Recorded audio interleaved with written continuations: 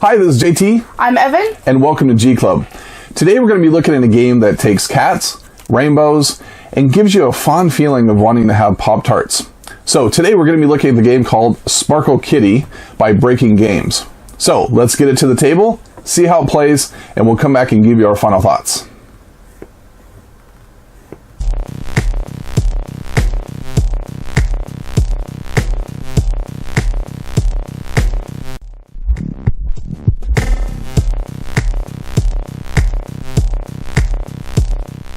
In Sparkle Kitty, a group of powerful princesses were captured and locked away in a cursed, no cursing towers by Queen Sparkle Kitty. You take matters into your own hands, harnessing the simple and sweet words into special spell combinations to set yourself free. So we have this game set up for 4 players, and we've picked out our princesses. We got Princess Frosting, Princess Business, Princess, and Princess Totally. There's also other princesses out there, such as Princess Metal, La Princesa, Princess Pluot, Princess Violet, Princess Bookworm, and Princess Punch. The goal of the game is to get rid of all of your tower cards here. So if you get rid of all 4 tower cards, you have broken the curse of Sparkle Kitty, and you have released yourself as the princess.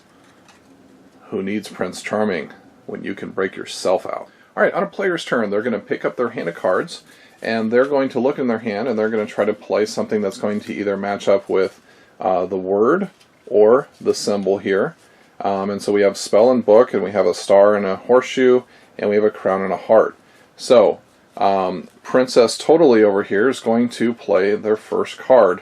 And when they do so, they put it on the spell book, and so they're going to say, Spell Vortex. And once they put the Spell Vortex out, then play passes to the next player. And so Princess Business is now going to go and play a spell from her hand. And so here we go, we've got Spell Vortex out there, and the next card that's going to come out is Devastation Vortex. And so Princess Business would call out Devastation Vortex, and of course the most princess voice of all. Okay, so let's say I was in my turn. Now I could offhand be able to put the fairy down because it matches up with the horseshoe over here on Devastation, but also on my turn, or actually off my turn, I could just throw this down and say Double Vortex, and that would allow me to actually take a card right off of my tower. So let's say this was my tower, and I'd be able to put it right into my hand and put it into my hand just like that, getting a card off my tower. Now these other cards you can also play will give you other opportunities. So the Sparkle and Kitty cards, if I play that, as long as I can match up the color, which in this case I can't because of purple, but if I did that, I would be able to pick up a card off my tower and put it in my hand.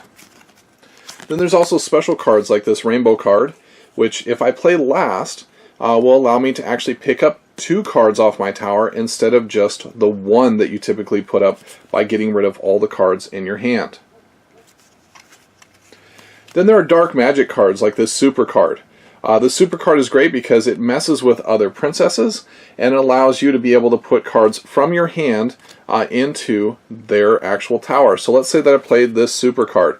So when I put this down, I would have to say Super Devastation Vortex. And so now every time I have to play a card from my hand, let's say that I put out Fairy. So I'd have to say Super Fairy Vortex. So if I was able to play that card, then I would be able to take one of these cards from my hands, and let's put it over here on our Princess Business tower, and that would add another link to her tower. Now, let's say that somebody puts out a card, and let's say they have Cutie, and they put out Fairy Cutie, but they don't remember to actually call out the spell. And so let's say they get called out and say, oh, you didn't call out the Fairy Cutie.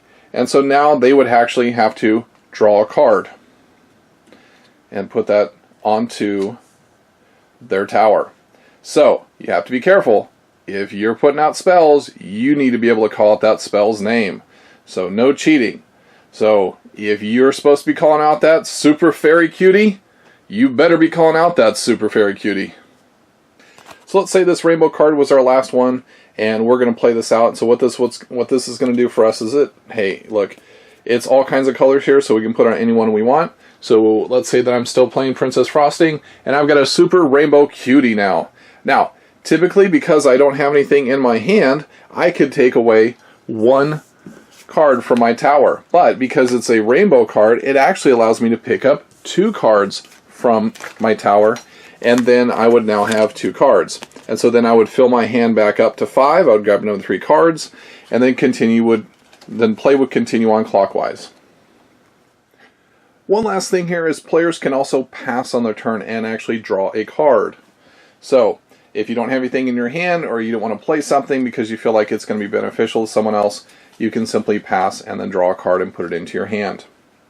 So players will continue to play a card into the spell book, play a dark magic card next to the princess, or pass on your turn and draw a card. Players will continue doing this until one of them finally gets that last card off their tower, releasing them from the prison of Sparkle Kitty.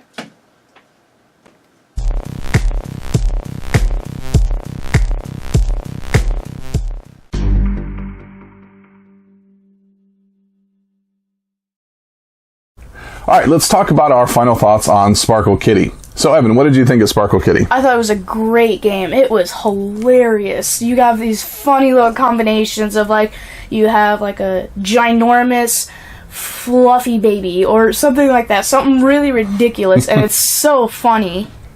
Yeah, there's nothing like throwing down a few different cards and getting some, super explosion riot. Okay, so you just end up with these just funny names. I played it with a group of 5 guys, and we just had a blast just laughing at all the crazy combinations that we were throwing on the table. There was enough of that take that element that was going back and forth, and we just kept cracking up. I think our wives walked by at some point and were just kind of staring at us, which added to all the fun as we were just laughing through this whole thing. Evan, I think you played it with some friends as well, right? Yeah, I played it with some of my friends, and I brought it over, and he just absolutely loved it. I came over to his house to do some stuff, and we would have kept on playing it the whole time. It was so fun. Yeah, and then we played it as a family as well, and it just every time we played it, we just had big smiles on our faces, and just kept cracking up at some of the combinations. There's still enough of a take that element to where if you just take it as a lighthearted, fun game, it's certainly one that we highly recommend around here at G Club. So, who is this for? This is for folks that just enjoy a light game, some just silliness. You don't take yourself too seriously. This is certainly a game to go check out. What do you think? I would say, yeah, it's a great game for people that just want to have fun, just fool around, see funny things. So the question today for Sparkle Kitty is, what is your favorite cat video? Post those links in the comments below. We'd love to see them. So hey, if you like this video, hit like, hit that subscribe button if you'd like to see some more videos from us.